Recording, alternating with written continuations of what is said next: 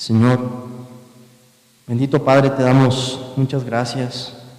Gracias por esta oportunidad que nos das de seguir disfrutando del privilegio de recibir tu palabra, los medios de gracia, Señor, de ver a tu iglesia edificada y ver cómo se sigue hermoseando y creciendo también. Te pedimos, Señor, que tú guardes a esta iglesia y sigas dando de tu conocimiento y también de una santidad práctica, de frutos, Señor, de amor. Y Padre, te pedimos en esta mañana que bendigas la exposición de tu palabra. Señor, que lleves este texto al corazón de los que están aquí, de los que estamos aquí.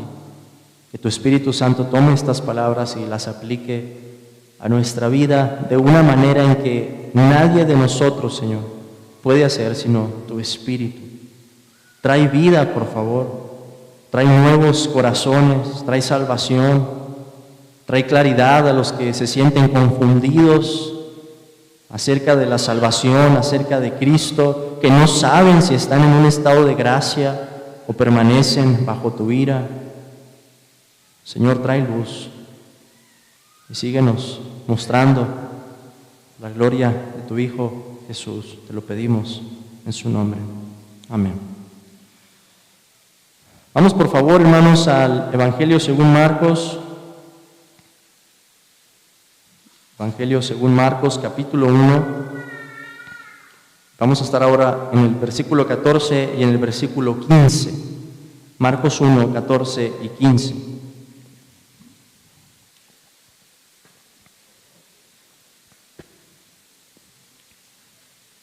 Marcos 1, 14 y 15. Así dice la palabra de Dios.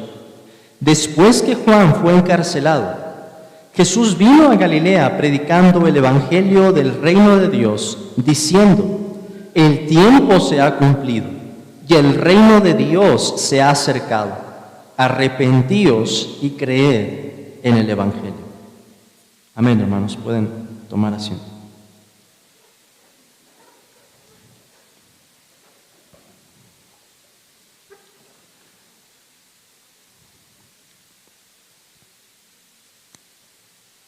La proclamación del Evangelio es uno de los actos más grandes, más importantes que se pueden realizar con este pequeño, o podemos decir también en otro sentido, gran miembro, que es la boca o la lengua, como lo llama la Escritura. Desde que Adán habló de la promesa de Dios a sus hijos, desde que Adán y Eva comunicaran a sus hijos, Dios nos ha dicho: sí, nosotros pecamos, caímos del estado en el que estábamos, pero Dios nos dijo que de la simiente de tu mamá, le dirían a sus hijos, de la descendencia que vamos a traer, va a venir alguien que vuelva a traer libertad, que restaure el orden que se perdió por nuestra culpa. Imagínense que los labios del hombre han tenido ese bendito privilegio de transmitir la palabra de Dios desde un inicio. Así lo hizo también Noé, a quien el apóstol Pedro llama pregonero de justicia. Dios le dijo a Noé: hazte un arca, voy a traer un diluvio, un juicio sobre toda la tierra, y voy a borrar sobre la faz de toda la tierra a todos los animales y a todas las familias por la maldad del hombre. Y Noé, hermanos, predicaría de esto. Imagínense la gente que está viendo que Noé construía el arca, le dirían: ¿estás loco? ¿Por qué estás haciendo eso? ¿Dónde la vas a meter? ¿Dónde va a venir el agua? ¿De qué nos estás hablando? Es una burla tu mensaje. Y Noé predicaría acerca del juicio de Dios. Así lo hizo también Abraham, quien es distinguido en la Escritura como el padre de la fe, aquel que recibió la promesa de una manera más explicada, con una revelación mayor, en un avance en la historia de la redención. Y él le diría a sus hijos, le diría a Isaac primero: hijo, Dios me prometió que de nuestra descendencia iba a bendecir a todas las familias de la tierra. Dios me dijo: Abraham, voltea a ver las estrellas y mira si puedes contarlas. Y me dijo: hijo, que así sería nuestra descendencia. Así lo hizo también Moisés, quien es llamado juez y libertador en Israel, poderoso en sus palabras y en sus obras, anunciando la redención, cómo Dios iba a sacar con mano extendida, con brazo poderoso a su pueblo de la tierra de Egipto.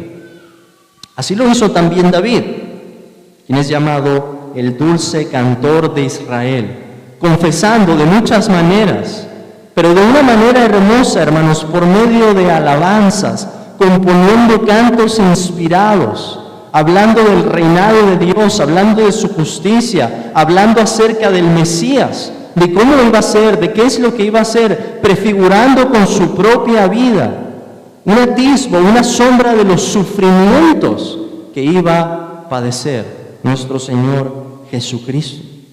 Así lo hicieron también todos los profetas, de los cuales nos dice la carta a los hebreos que este mundo no era digno de ellos, que anduvieron errantes por desiertos, por cuevas, por los montes, escondiéndose, porque este mundo los había rechazado.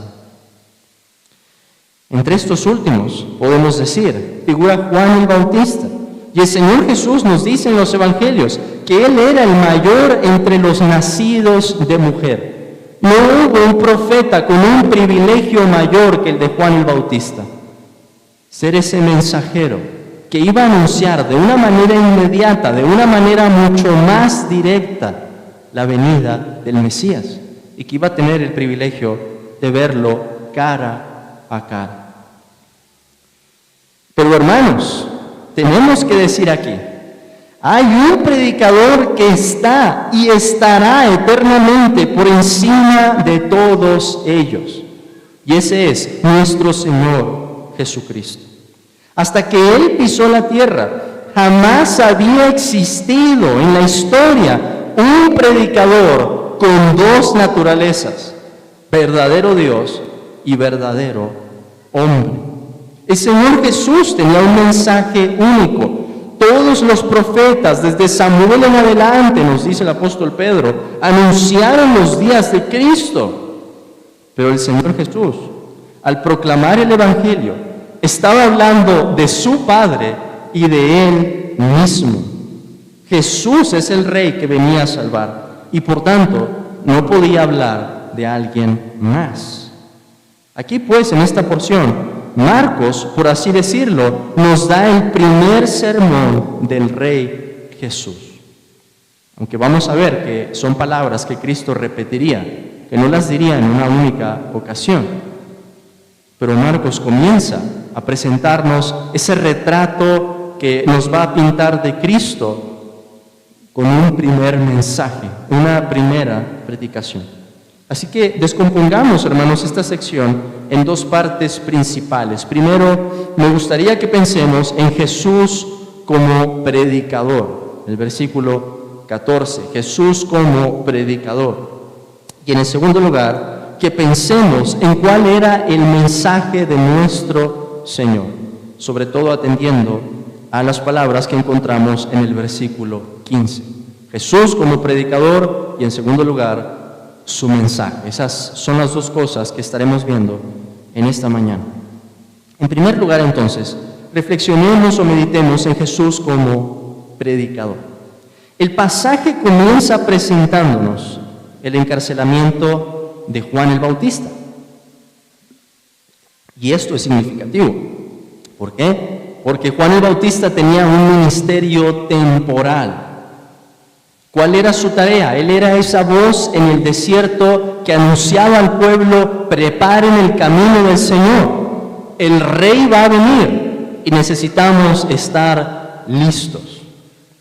Entonces, cuando Juan ya había cumplido con su cometido, vemos que se presenta la predicación del Rey Jesús. Ya no es la predicación de Juan el Bautista. El rey ya había llegado y la atención, hermanos, en el Evangelio se va a empezar a centrar en él. Juan el Bautista había vivido en la transición entre dos eras, entre dos tiempos, dos momentos cruciales en la historia: el final del antiguo pacto y el principio del nuevo pacto. Juan era el mensajero del rey y había sido entregado. Y así, de esta manera, como había anunciado por medio de su predicación la venida del Mesías, así iba a anunciar, hermanos, de alguna manera, prefigurando también por sus sufrimientos qué es lo que le iba a pasar a Cristo. Como Cristo también iba a ser arrestado, iba a ser encarcelado, entregado en manos de hombres. Entonces, Marcos comienza de esta manera para hacernos ver que la atención, el mensaje ahora se centra sobre Cristo. Hasta este momento en el Evangelio habíamos escuchado algunas voces.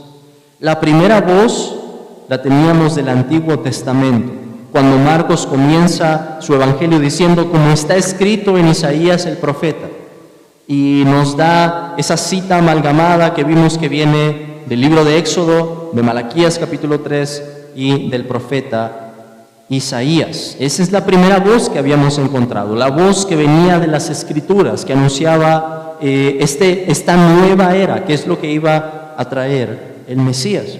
En segundo lugar, encontramos la voz de Juan, predicando en ese bautismo de arrepentimiento y diciendo, viene tras mí el que es más poderoso que yo, a quien no soy digno de desatar encorvado la correa de su calzado. Yo a la verdad os he bautizado con agua, pero él os bautizará con Espíritu Santo. Fue la segunda voz que escuchamos. Después escuchamos una tercera voz, en una escena privilegiada en la que Marcos nos deja ver que los cielos fueron abiertos y del cielo viene esa voz que dijo, tú eres mi hijo amado, en ti tengo complacencia. Pero es hasta el versículo 14 y el versículo 15 que llegamos a escuchar la voz de Cristo mismo, la voz del Rey. Su apariencia, hermanos, con toda probabilidad, sería la misma después de haber pasado ese periodo de prueba, de tentación, después de que había sido confirmado, con la diferencia de que ahora Cristo comienza su ministerio público. ¿Y cómo comenzó el Señor? ¿Qué es lo primero que Él hace? No se nos habla de un milagro. De manera interesante, Marcos no comienza así. Marcos comienza hablándonos de la proclamación de Cristo, de su predicación. ¿Y por qué esto es importante? Porque el ministerio de Cristo en los evangelios puede resumirse en dos cosas, fundamentalmente: predicación y milagros. Un mensaje especial y hechos poderosos. Hechos que sirven para muchas cosas, como vamos a ver. Hechos que no solamente demuestran la veracidad de lo que Cristo está diciendo. Hechos, hermanos, que no podemos entender si no tomamos la visión del Antiguo Testamento para ver, como lo vamos a hacer más adelante, que Cristo tiene el poder para conquistar los corazones de los hombres y decirles, vengan en pos de mí. Milagros que muestran que Cristo tiene el poder sobre los demonios, que Cristo puede gobernar a dónde se dirigen, en qué momento, con su propia palabra, que Cristo tiene poder sobre las enfermedades en este mundo, sobre las fuerzas que podríamos considerar son las más caóticas, las más destructivas. Poder para perdonar pecados, vamos a ver más adelante cuando el Señor sana al paralítico, poder para calmar las tormentas, etc. Pero podemos resumir en estas dos cosas el ministerio de Cristo: predicación y milagros, un mensaje y hechos sobrenaturales, actos sobrenaturales. Vamos a ver al Señor predicando en las sinagogas, lo vamos a ver predicando en las casas, lo vamos a ver en la orilla del mar, en el campo, en Jerusalén, en el templo, en la cruz. El Señor también dice algo. enseñando desde ese mismo madero, y lo vamos a ver predicando en sus apariciones después de haber resucitado. ¿Qué quiero decir con esto? La predicación es central en los evangelios. Jesús, hermanos, jamás dijo ni una sola palabra en vano. No gastó palabras. Todo lo que Él dijo tenía un propósito santo, una lección, una importancia redentora, algo que decirnos acerca de Dios, del misterio del reino. Y esto no debería parecernos cosa nueva en las Escrituras, que haya una centralidad en la proclamación, en la palabra. Pues confesamos que Dios creó el mundo desde un principio. ¿Cómo? Con su palabra. Dios trajo a existencia las cosas con su palabra. Dios llamó a sus siervos desde un principio por su palabra. Dios le encargó a los profetas una comisión. ¿Cuál es? Que hablaran su palabra. Dios dijo a su pueblo, como lo veíamos en Deuteronomio esta mañana, que escribieran. ¿Qué iban a escribir? La ley. ¿De quién venía esa ley? De Dios. Su palabra. La diferencia en el Señor Jesús es que, como he dicho, Él era Dios y hombre. Y por tanto, su palabra tenía el poder de transformar el mundo. Hermanos, ¿cómo es que Cristo, lo vamos a ver por ejemplo más adelante, en esa escena en la que el principal de la sinagoga va con el Señor y le dice: mi hija está agonizando, ven y sánala. Cuando el Señor llega, la hija ya está muerta. Cuando el Señor habla, hermanos, le está hablando a ella. Y vamos a ver que el Señor utiliza una forma, un vocativo: niña, a ti te digo, levántate.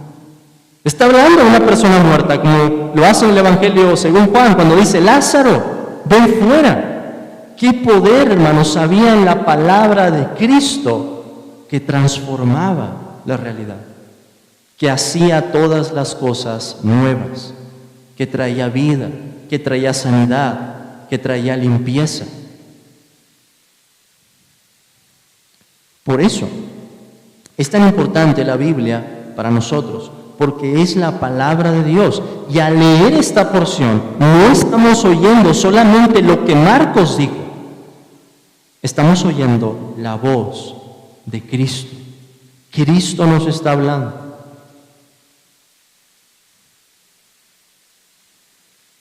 Hay dos pistas, además, o dos elementos aquí que nos dejan ver que la aplicación de este pasaje es muy amplia.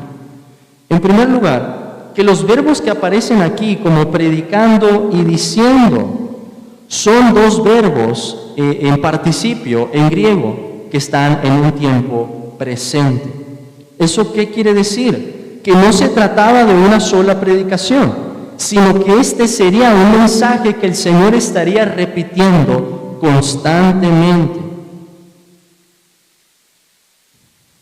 Y es algo que Él le va a mandar también a sus discípulos. En otros evangelios podemos ver eso. Si no los recibían en algún lugar, tenían que sacudir el polvo como testimonio contra ellos, pero decir, aún así, el reino se ha acercado. Sepan esto, el reino se ha acercado. El reino. Un mensaje constante en el que Cristo y sus discípulos estarían repitiendo estas palabras. Además, el segundo elemento que quiero mencionar aquí, por el que digo que esta aplicación es amplia, quiero que noten, hermanos, en esta primera parte, que no se menciona ninguna audiencia en particular. Solamente se nos dice que el Señor vino a Galilea. Él estaba en un principio a Galilea, fue al desierto con Juan, fue tentado esos 40 días y otra vez regresa a Galilea. Pero no se nos dice con quién está hablando el Señor, a diferencia de lo que vamos a encontrar más adelante en otras escenas en el Evangelio. ¿Por qué es importante eso? Porque el versículo 15 es una especie de resumen de lo que Marcos nos va a decir en su Evangelio.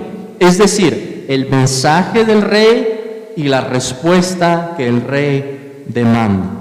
Podemos resumir así el Evangelio según Marcos: el mensaje de Cristo y la respuesta que Él demanda.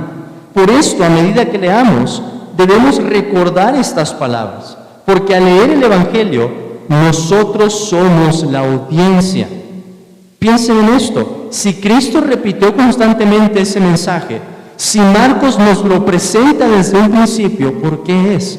Porque quiere que nos pongamos esos lentes y recordemos desde un principio, al ver y seguir a Cristo en sus milagros y en sus palabras, qué es lo que Cristo ha traído y cuál es la respuesta que Él demanda de nosotros. Entonces, lo que digamos aquí, hermanos, incluyendo el mensaje e incluyendo la respuesta, es algo que no solamente sería para el tiempo del Señor, es un mensaje actual y es un mensaje en el que Marcos, al escribirlo de esta manera, lo está diciendo a todos los que lean este Evangelio. Pero ¿cuál es el mensaje entonces de Cristo? Hemos considerado al Señor Jesús como el predicador que nos está dando el mensaje que encontramos en el versículo 15. Pero ¿cuál es exactamente el mensaje?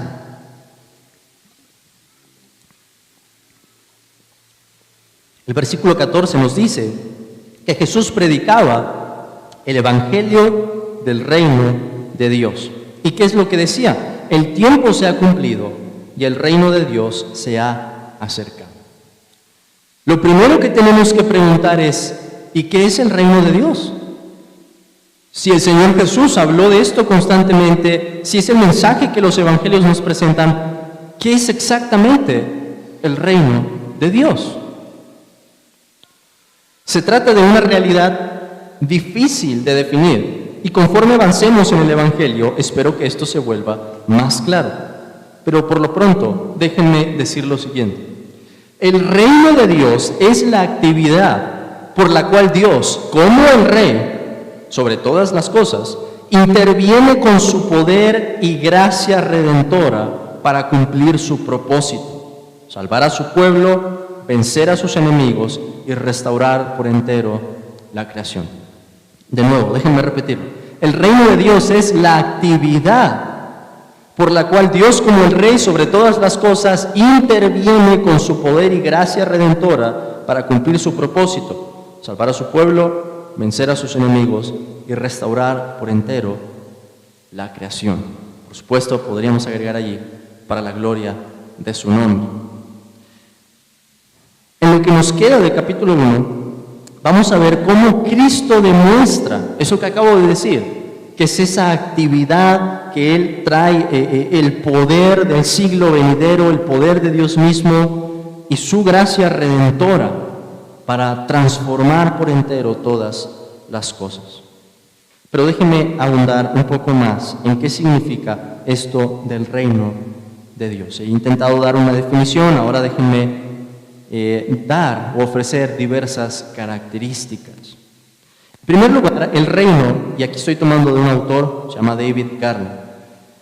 El reino tiene una dimensión temporal, y por eso el pasaje comienza, o el sermón del Señor comienza diciéndonos: el tiempo se ha cumplido y el reino de Dios se ha acercado.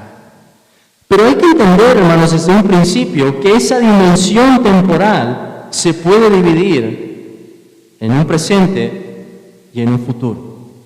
¿Qué quiero decir con esto? Vamos a ver más adelante. Pero el reino de Dios ha venido en dos etapas. Una etapa en la que Cristo llega, hace incursión en este mundo con ese poder y esa gracia para transformar. Pero no vemos que el reino haya sido consumado.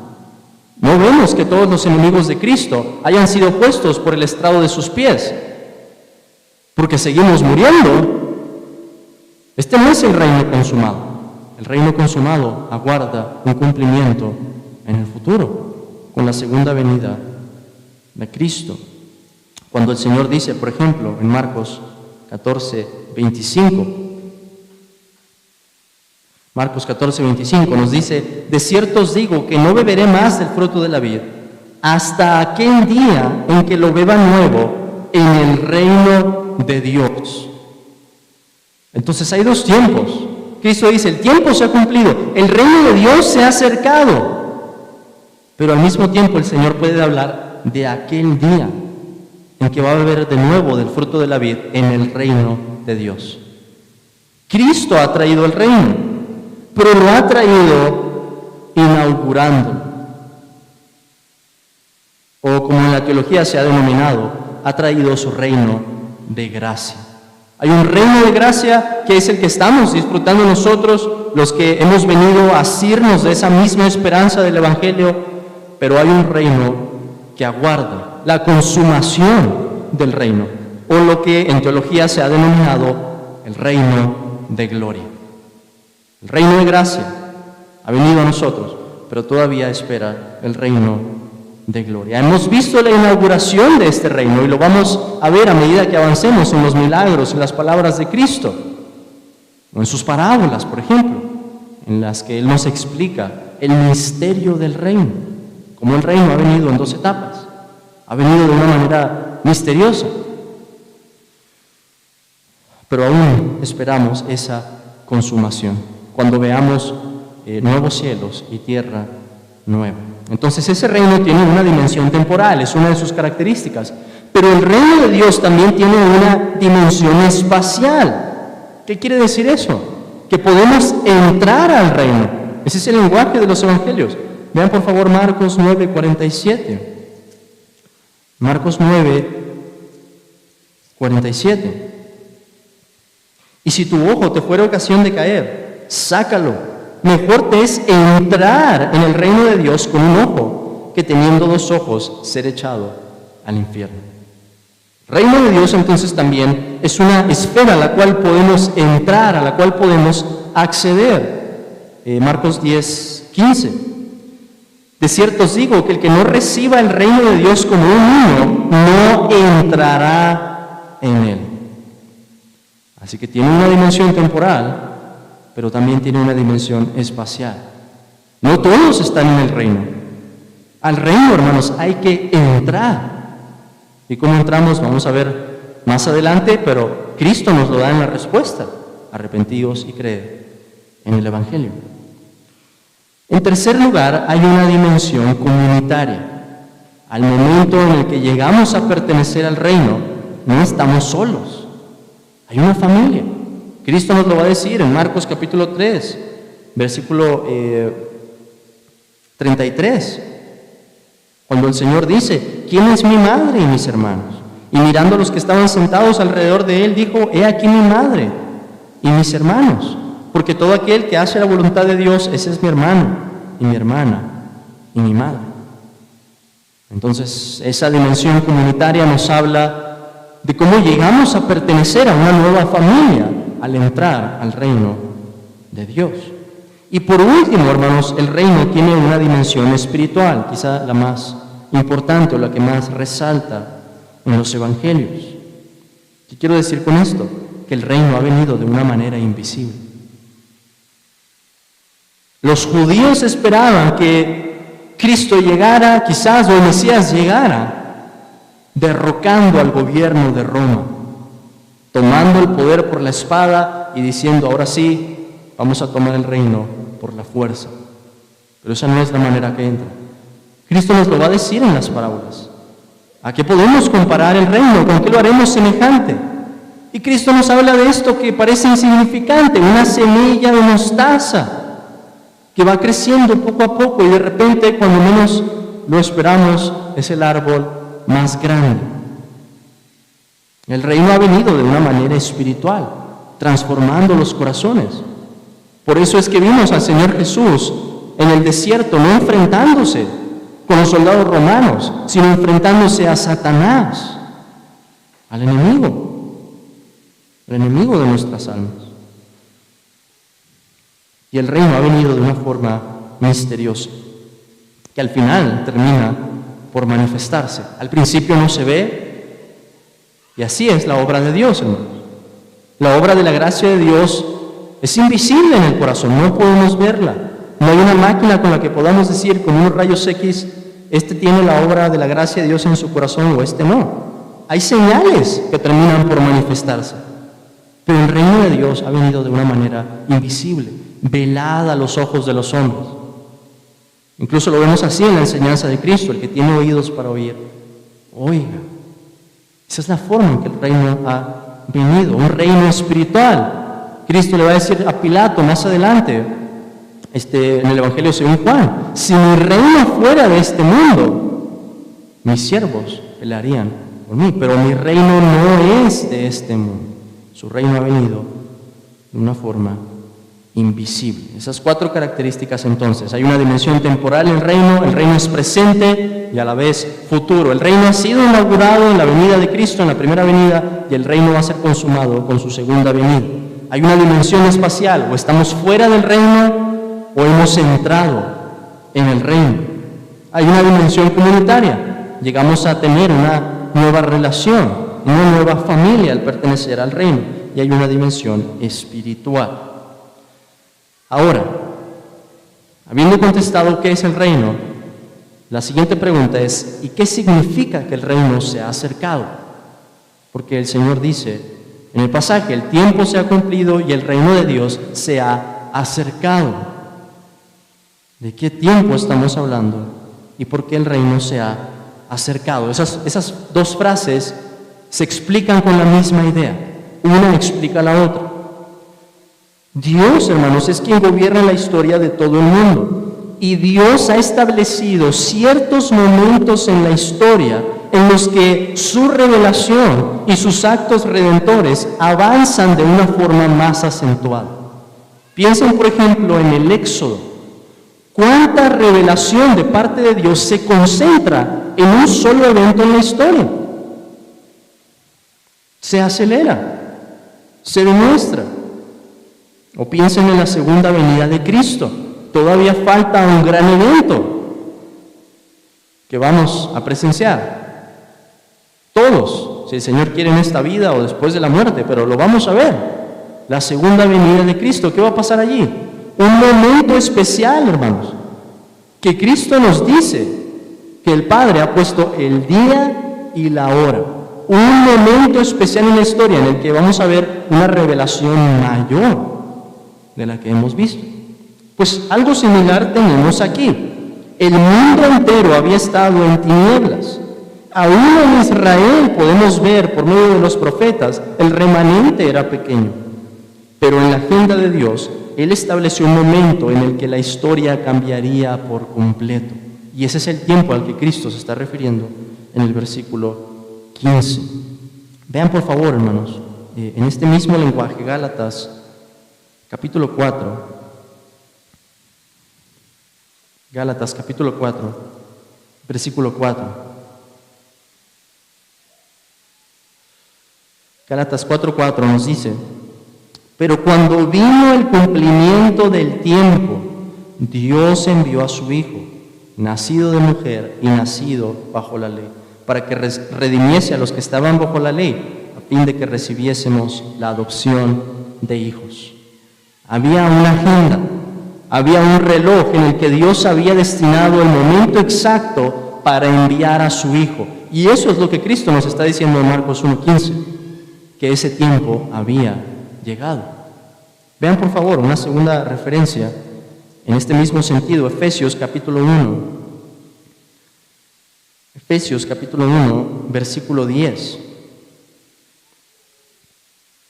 Nos habla del propósito de Dios de reunir todas las cosas en Cristo, en la dispensación del cumplimiento de los tiempos, así las que están en los cielos como las que están en la tierra.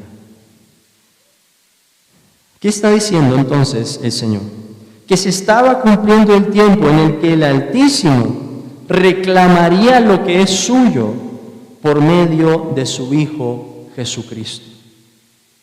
Que esa actividad con la que Satanás había afligido este mundo y en la que el pecado había traído esa destrucción, como la que vemos ejemplificada en el desierto, iba o había llegado a su fin. Y Cristo iba a hacer nuevas todas las cosas. El verbo se ha acercado, que en realidad es una sola palabra en griego, ha sido debatido.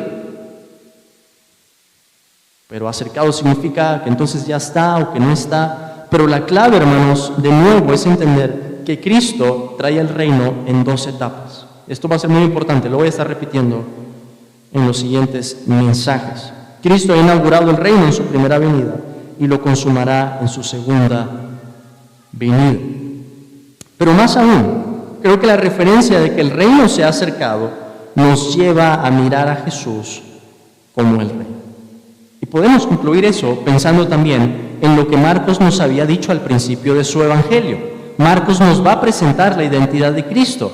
¿Y quién es Él? Principio del evangelio de Jesucristo, Hijo de Dios. Es el Rey esperado.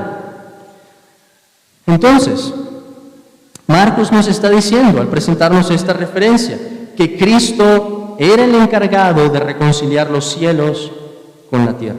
En otras palabras, el reino se había acercado debido a que el mismísimo Rey estaba presente en ese momento.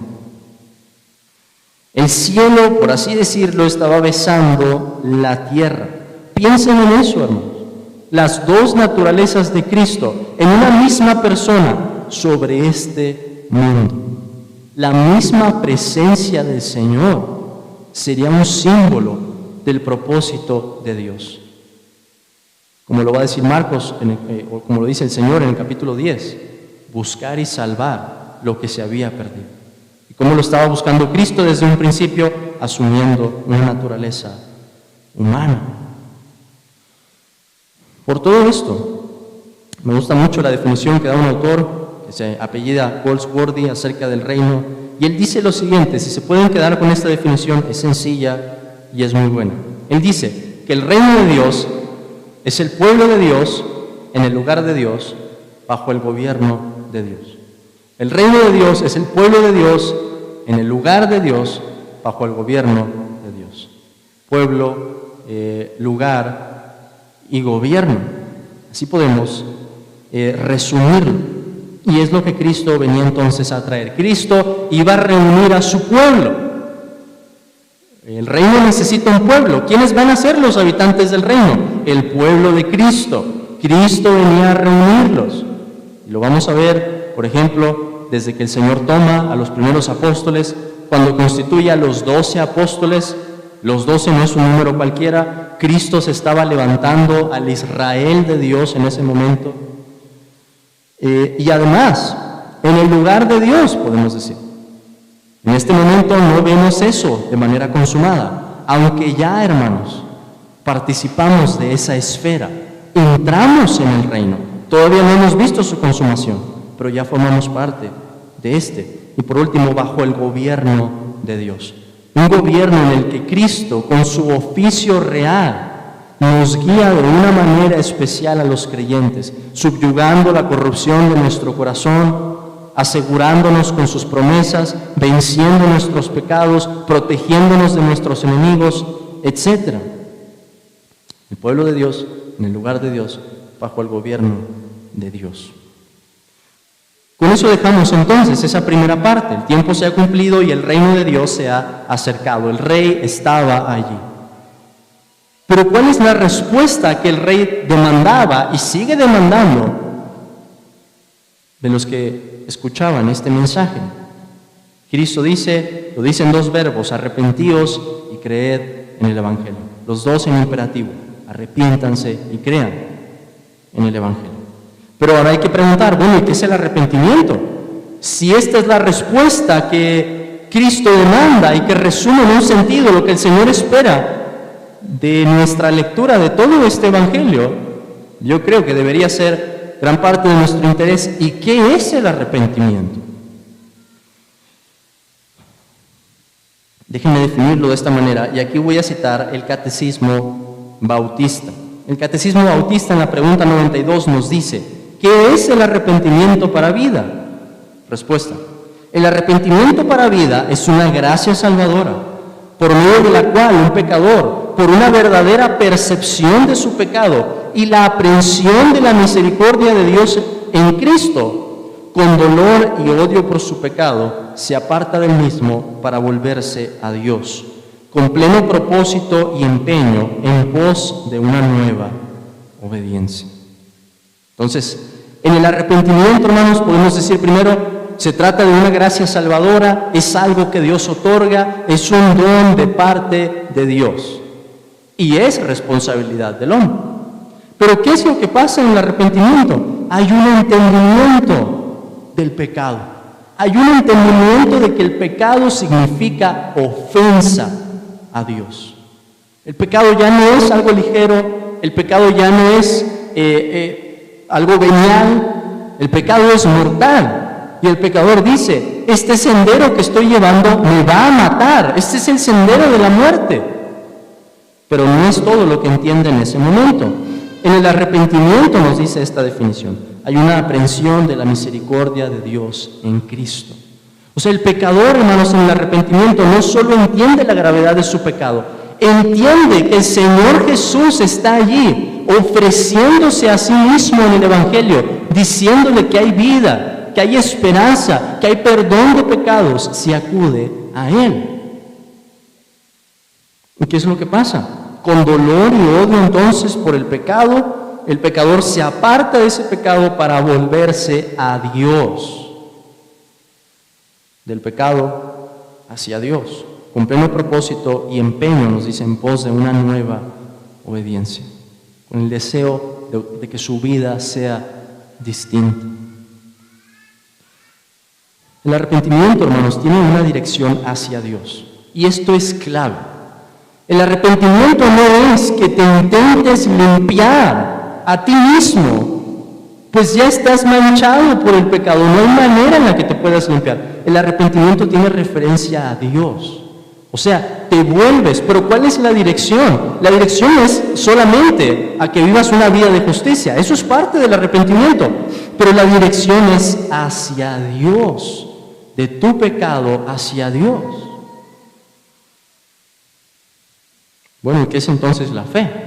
Porque Cristo conjunta esos dos verbos, lo que nos dice que el Señor espera que nuestra respuesta contenga esos dos elementos. No solo arrepentimiento, no solo dolor y odio por nuestro pecado, no solo un entendimiento de la misericordia de Dios en Cristo y de ese volvernos del pecado hacia Dios. Hay algo más aquí. Cristo dice, creed en el Evangelio. Y Marcos ya nos había dicho en el título de qué se trata el Evangelio. Principio del Evangelio de Jesucristo, Hijo de Dios. En esta sección vemos que la buena noticia abarca el oficio real de Cristo. Cristo como el Rey esperado, como el Rey que habían anunciado los profetas. Vean por favor aquí brevemente Isaías 52, 7. Isaías 52, 7.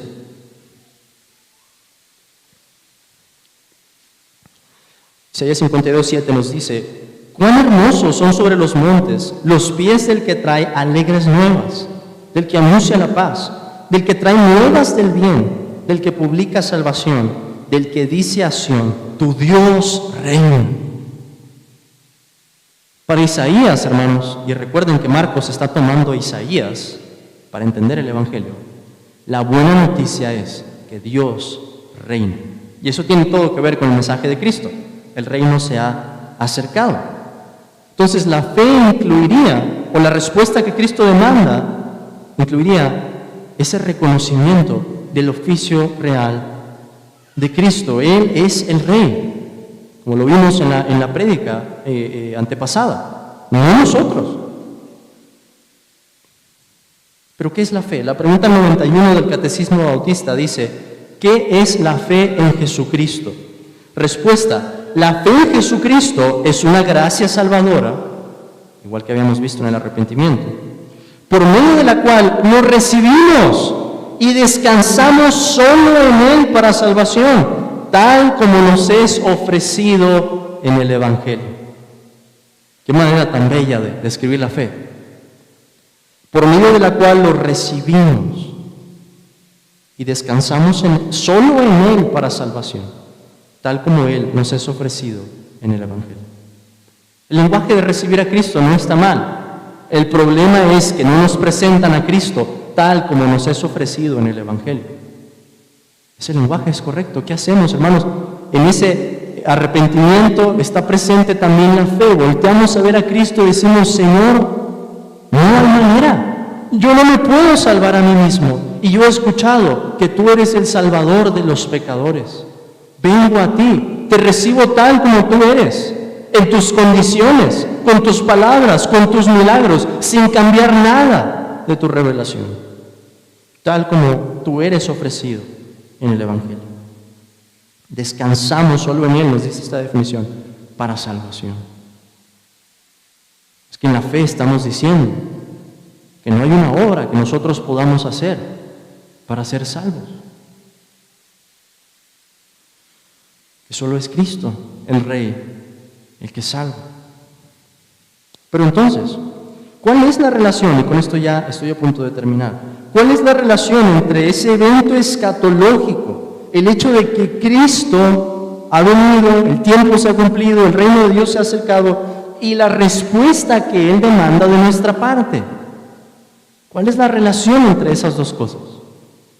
En otras palabras, ¿qué relación hay entre esa primera frase, el tiempo se ha cumplido y el reino de Dios se ha acercado, con arrepentíos y creed en el Evangelio? Déjenme ponerlo de esta manera. El advenimiento de Cristo, quien es el Rey mismo, acentúa la respuesta que Él demanda. Piensen en esto, hermanos. El arrepentimiento y la fe han sido siempre la respuesta que Dios demanda. ¿Qué predicaban los profetas? Lo mismo. Arrepiéntanse de sus pecados. Vean lo que Moisés nos dijo en la ley. Esto es el pecado. Y el pueblo diría, ¿y qué tenemos que hacer? Recuerden sus promesas. Recuerden que Él prometió que si nos volvíamos de todo corazón, íbamos a ser recibidos. Esa siempre ha sido la respuesta que Dios demanda. Pero entonces, ¿qué es lo nuevo aquí? Que con la venida de Cristo, la urgencia, hermanos, de esa respuesta aumenta radicalmente, aumenta exponencialmente. Con la llegada del Mesías y con la introducción del reino a este mundo, la urgencia aumenta. En otras palabras, y esta es mi aplicación, no hay otra oportunidad. Desde el momento en que llegó Cristo, iniciando esa nueva era y el nuevo pacto que Él iba a celebrar, nos dicen que esta es la última oportunidad para la humanidad. Hay una sola vida. Y si no nos arrepentimos y creemos en el Evangelio, el castigo que espera después de ese anuncio y esa primera venida de Cristo es mucho mayor. Como lo dice el apóstol Pablo citando la Escritura, entonces este es el tiempo aceptable. Hoy es el día de salvación. Si el Rey ya ha venido, si el Rey ha traído ese reino y yo no formo parte de él todavía, ¿qué tengo que hacer? Pues esta es la oportunidad. Arrepentirme y creer en este anuncio, creer en lo que el Rey me está diciendo, creer en el Rey mismo. Hoy gozamos de la revelación misericordiosa de Dios en Cristo, pero ¿qué traerá el mañana? Es algo que ya habían anunciado los profetas. De tarea, hermanos, lean después la visión de Isaías 63. Ese es Jesucristo trayendo juicio, manchando sus vestiduras con la sangre de sus enemigos. Ese es el retrato completo de Cristo. En su primera venida ha venido como el siervo sufriente, pero después lo veremos como en Apocalipsis, sobre ese corcel, derramando la sangre de sus adversarios. Esta es la oportunidad entonces. El juez está a la puerta. Cristo te dice hoy a ti, que oyes estas palabras, que Él es el Rey y que debes arrepentirte y creer. Termino con esto. Estas palabras deberían despertar entonces a los que están dormidos y no ven ninguna urgencia de acudir a Cristo y doblar su rodilla ante Él. Cuando tenga 70, 80 años, cuando ya esté viejito, ya esté a punto de la muerte, entonces voy a pensar en el Evangelio. Pues yo no sé en qué Evangelio vas a pensar, porque ese no es el mensaje que Cristo ha dado. Esto debería además corregir y acorralar a aquellos que tienen una fe meramente intelectual. Cristo nos lo va a demostrar. El poder de su reino, hermanos, no solo transforma el entendimiento, transforma por entero nuestras vidas. El poder que Cristo ha traído en su reino no es solamente información que uno recibe. Cristo demanda una respuesta que incluye el entendimiento, que incluye los afectos, que incluye la voluntad. Una fe meramente intelectual no va a salvar a nadie. Este mensaje debería poner freno a los que mantienen una actitud desafiante para con el Señor Jesucristo. ¿Te burlas del Evangelio? Dices en tu corazón, yo no voy a creer en semejante cosa, en semejante aberración, pues tendrás entonces que enfrentarte al Rey. Pero ¿por qué hacerlo así, si Él ofrece términos de paz? Por último, caracterizan la vida del cristiano. No son solo un momento.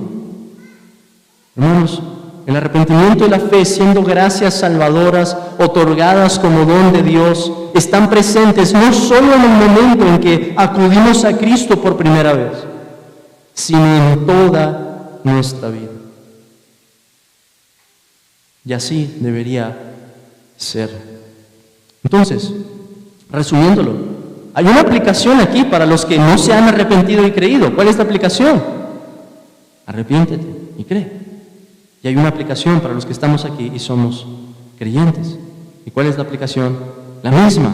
Esas gracias salvadoras van a permanecer por nosotros hasta el momento en que estemos con Cristo.